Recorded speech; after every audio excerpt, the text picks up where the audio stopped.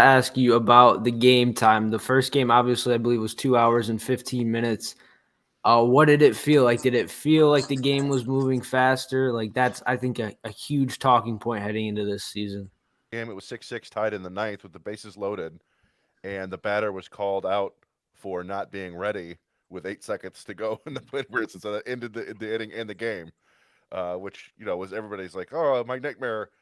But this is why they have spring training, right? This is get this stupid stuff out of the way now, and it won't be a problem down the road. It also wouldn't shock me if we see that the pitch clock enforcement get a lot more lax later in the season, and particularly in the playoffs. I don't think we have to worry about Yeah. this sort of thing. See, that to me, that's the slippery slope that they need to avoid. It can't. Once it's in, they need to stick with it, because if they do allow it to wither as the season goes on and it disappears in the playoffs, next season, it goes away basically. It's always going to be harder to pull it back to more enforcement. If they really want this and they think it's working, they need to stick with the enforcement. I heard a lot of people yesterday, at least I don't know, a few people say you have to not do it in the ninth inning. Just do away with the pitch clock in the ninth inning. That's nuts. That's just right. I mean, I'm always willing to listen to someone's point of view, and I guess I still would. But if they enforce the rule on a violation in the bottom of the eighth, and a bases loaded rally goes down the drain, and now you're not going to call it 10 minutes later in the ninth, you got to be kidding me.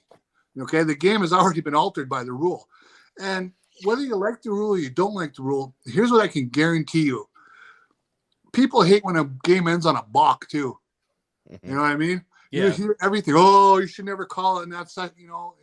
That was a ticky-tack balk. Blah blah blah. That was balk. And here, the guy wasn't in the box. He knows the rule. You got to apply it. You can't pick and choose when. In my opinion, you have to stick with it.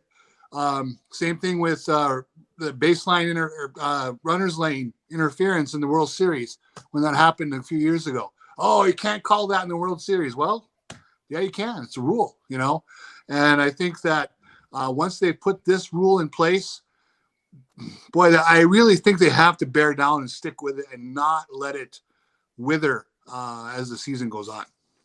As like a younger viewer, baseball is trying to get more younger viewers, and I just think this is good for the game, to keep the game faster, to get more action on the field and to speed things up, because as you know, people just don't have the attention span that they used to, and I think it's really important, and I think that should be on the top of their list in terms of making the game better, is to making the games faster and more entertaining for the fan.